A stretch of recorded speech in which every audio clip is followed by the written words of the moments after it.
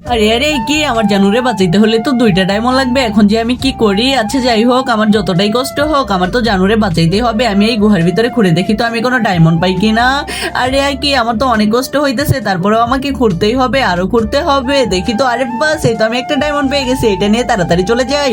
আর জানো দেখো, আমি ডায়মন্ড নিয়ে এসেছি, কিন্তু এই কি একটা ডায়মন্ড দিয়ে তো হবে না, আরেকটা ডায়মন্ড লাগবে। তুই গিয়ে ডায়মন্ড খুঁজে নিয়ে আয়, তোর জানেমান রে তো আমার করে নিবো। দেখ আমি কি করি।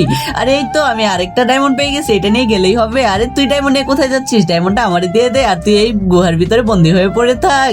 এ কি, এই শয়তানটা তো আমাকে গুহার ভিতরে আটকে দিয়েছে, এখন যে আমি কি করি? আরে এই দেখো, আমি এই ডায়মন্ডটা রাখলে এই রাজকুমারী তো আমার হয়ে। তার আগে বন্ধুরা, তুমি যদি কিউট মেয়ে হয়ে থাকো তাহলে ভিডিওতে একটি লাইক করবা, আর যদি সুন্দর ছেলে হয়ে থাকো তাহলে চ্যানেলটি সাবস্ক্রাইব করবা। আর যদি লাইক সাবস্ক্রাইব কোনোটাই না করো তাহলে আমি ভেবে নিব তুমি অন্য কিছু।